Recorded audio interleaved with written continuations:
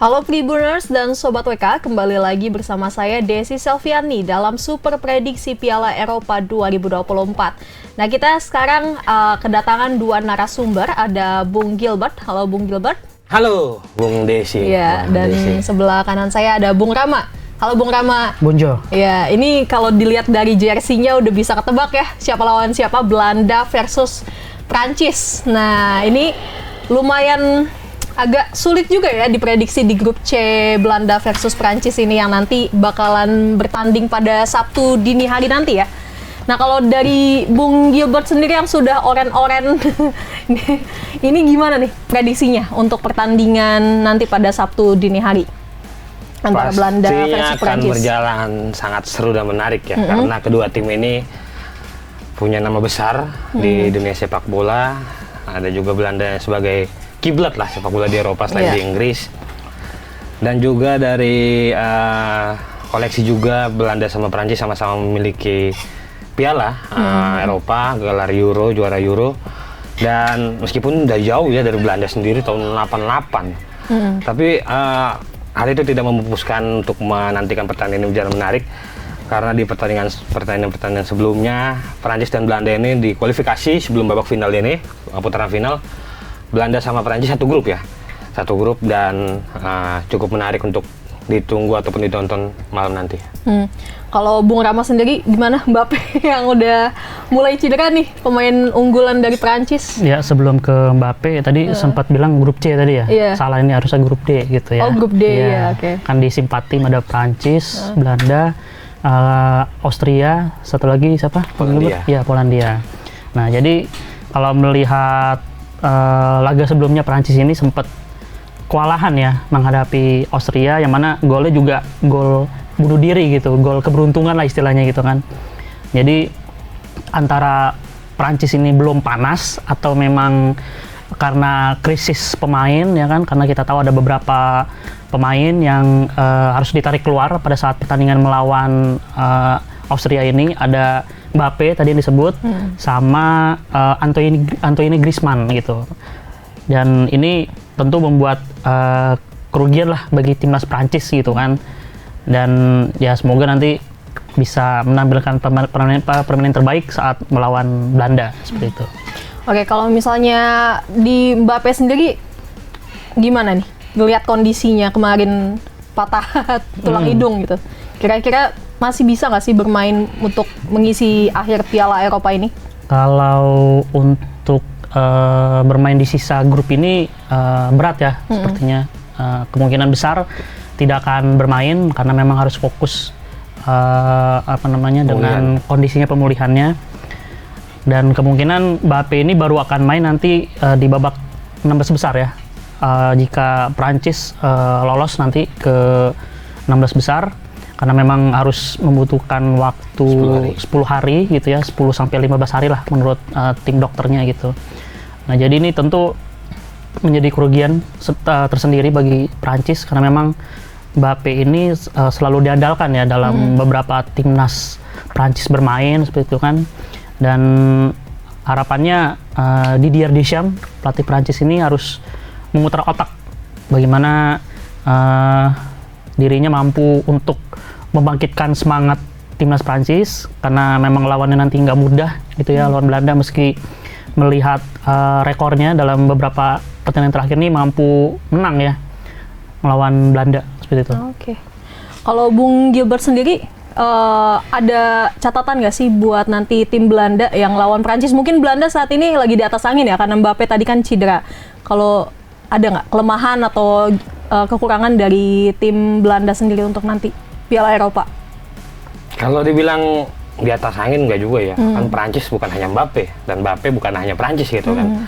Jadi masih banyak, kan setiap pemain bola itu ada, pertandingan sepak bola ada 11 pemain, jadi cukup masih banyak pemain-pemain yang perlu dikhawatirkan ataupun diantisipasi dalam laga ini sendiri. Di mana Belanda sendiri kan kita tahu punya pemain, Belanda ini kan timnas cabang ya, kalau saya timnas cabang, karena timnas pusatnya ada juga keturunan dari kita Indonesia bermain di sana, seperti Tijani Reinders, ada Ian Madsen, dan Reinders kemarin terakhir bermain full 90 menit dibanding Nathan Ake yang sempat diganti juga.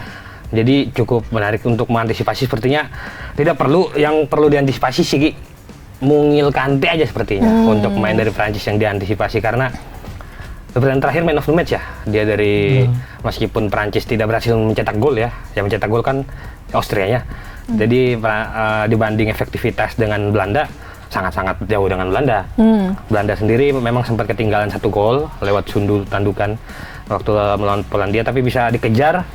Dan ada mantan striker MU, Weghorst, yang muncul menjadi super sub yang bisa sangat diandalkan untuk memecah kebuntuan. Sepertinya tidak perlu memecah kebuntuan melawan Prancis karena akan berjalan seru pertandingan ini. Jadi 11 pemain dari Belanda bisa saling melengkapi untuk dalam pertandingan tim lawan Prancis, karena kan Prancis sendiri sudah kental dengan Mbappéisme gitu ya. Jadi semua terfokus Mbappe bola alirin ke depan ke Mbappe, dan seperti nanti akan diganti Giroud ya. Kalau dari sisi striker sendiri, Olivier Giroud, striker guide. Kita tahu Giroud sendiri tipikalnya seperti Weghorst yang ya nunggu depan bola, tidak bisa turun, ngalirin bola, bawa bola, ataupun memberikan umpan-umpan cantik, terobosan ke pemain-pemain lain rekan timnya seperti itu. Nah, kalau misalnya peta nanti permainan nanti udah bisa kelihatan nggak sih kira-kira pelatihnya seperti apa gitu? Oh pasti sudah sangat kelihatan dari Ronald Koeman sendiri kan kemarin. Sebenarnya tidak tergantung faktor ketertinggalan lebih dulu ya dari Belanda kemarin, makanya mendominasi pertandingan.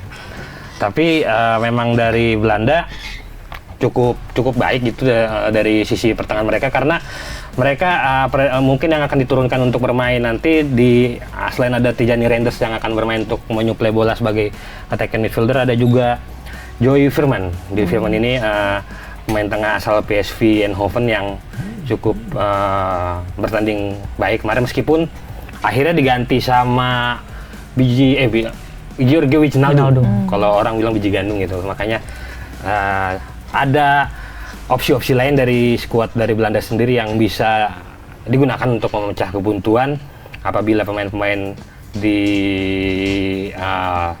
yang turun sejak menit pertama itu masih sulit menembus dinding pertahanan dari back Prancis. Ada pemain back Bayern Munchen ya, Dayot Upamecano, sama ada Konde juga dari lini pertahanan dari Prancis seperti itu.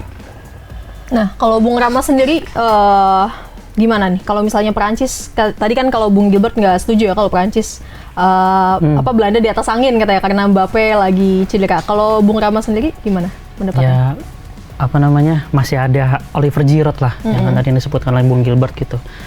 Giroud ini kan masih menjadi top skor bagi timnas Prancis ya, dengan sudah mencetak 57 gol bagi timnas Prancis gitu. Jadi Deschamps kemungkinan akan memainkan Giroud sejak menit awal gitu, atau enggak bisa memainkan Antoine Griezmann di ujung tombak seperti itu kan.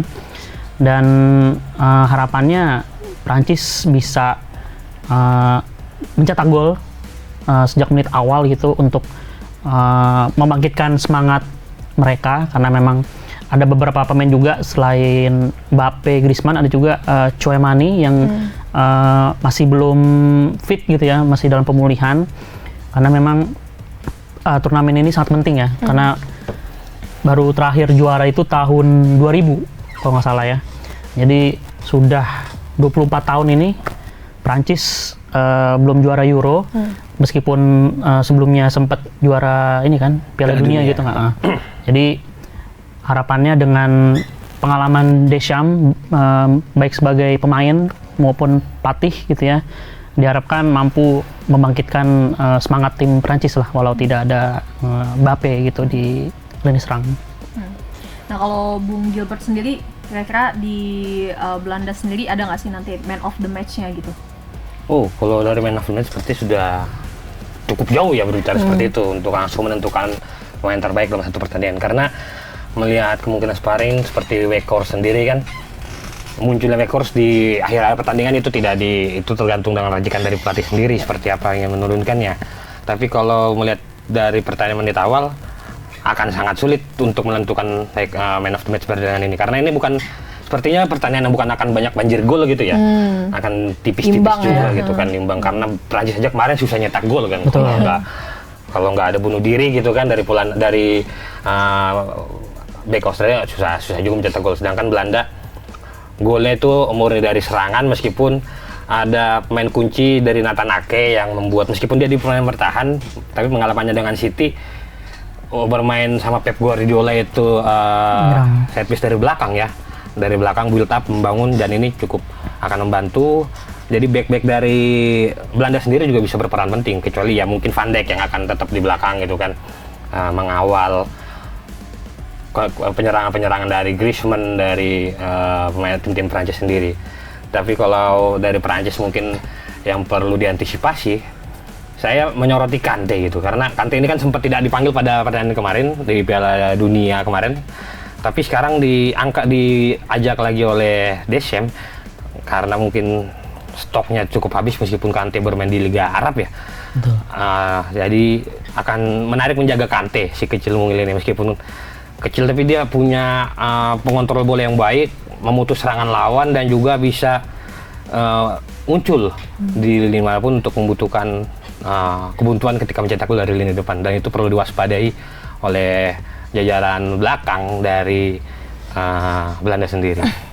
Nah, kalau misalnya Bung Rama sendiri, ini kan Prancis dilanda banyak cedera pemain ya. Betul. Kira-kira kemungkinan ada kemungkinan nggak sih Prancis bisa menang di Piala Eropa ini, masuk 16 besar? Kalau untuk lolos masih bisa kemungkinan ya, antara peringkat 2 gitu ya.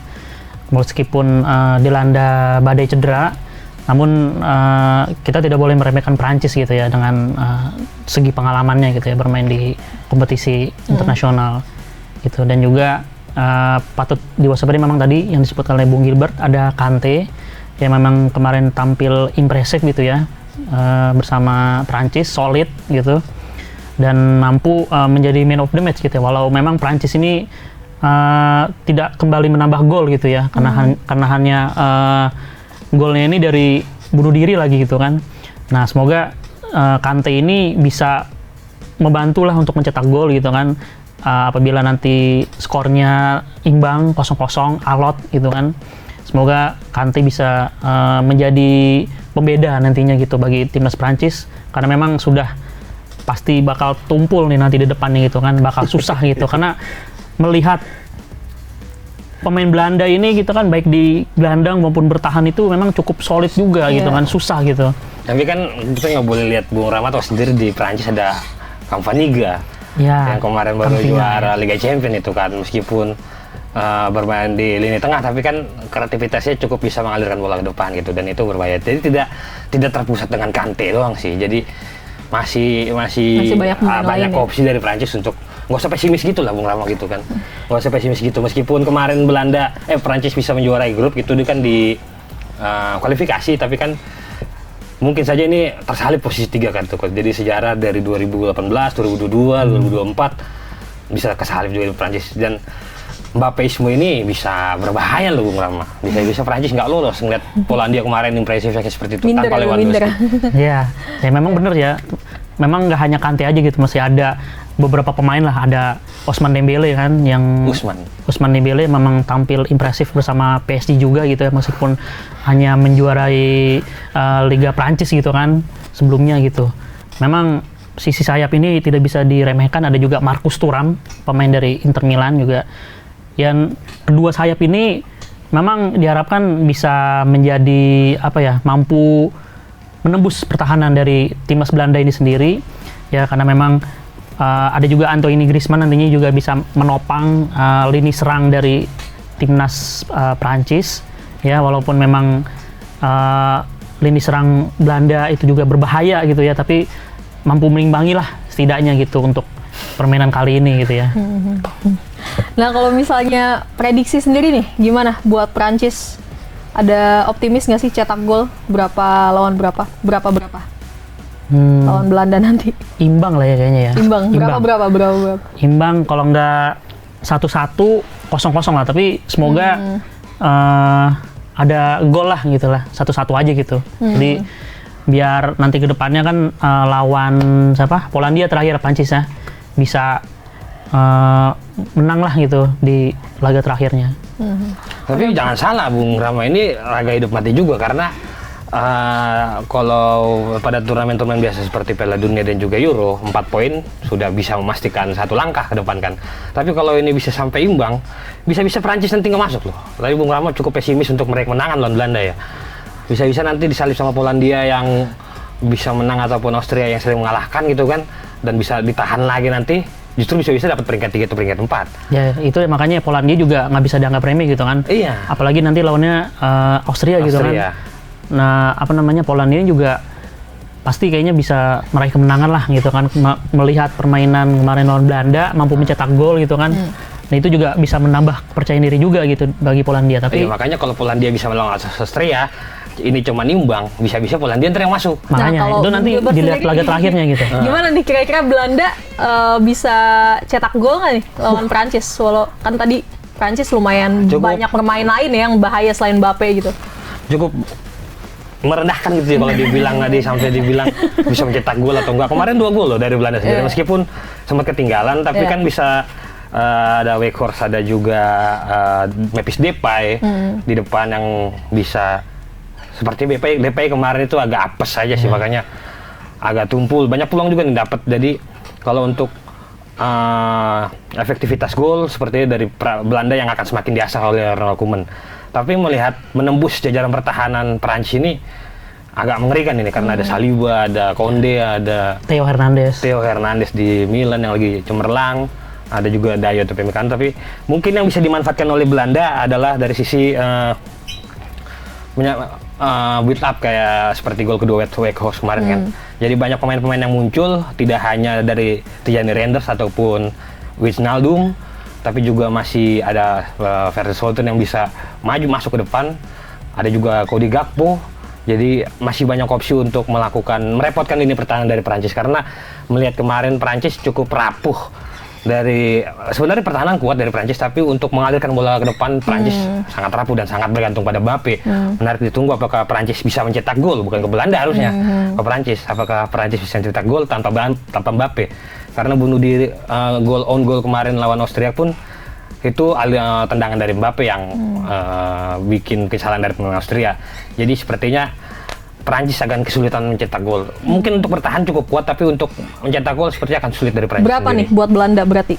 Kalau untuk skor sendiri ya optimis 2 gol minimal sudah bisa disarankan oleh Belanda. Tapi terjadi kebobolan atau tidak belum bisa dilihat seperti itu. Tapi sepertinya bisa clean sheet dari Prancis sendiri, dari Belanda sendiri, dan mencetak 2 gol bersarang ke gawang Prancis. Oke, siap. Kalau gitu kita saksikan nanti ya. Apakah Prancis tetap percaya diri tanpa Mbappe? Atau apakah Belanda bisa agak kurang gitu permainannya karena meremehkan Prancis gitu. Kita lihat aja nanti pertandingannya pada Sabtu dini hari pukul 1:30. Dan jangan lupa saksikan super prediksi Piala Eropa 2024 berikutnya. Sekian, terima kasih. Download Tribun X sekarang. Menghadirkan lokal menjadi Indonesia.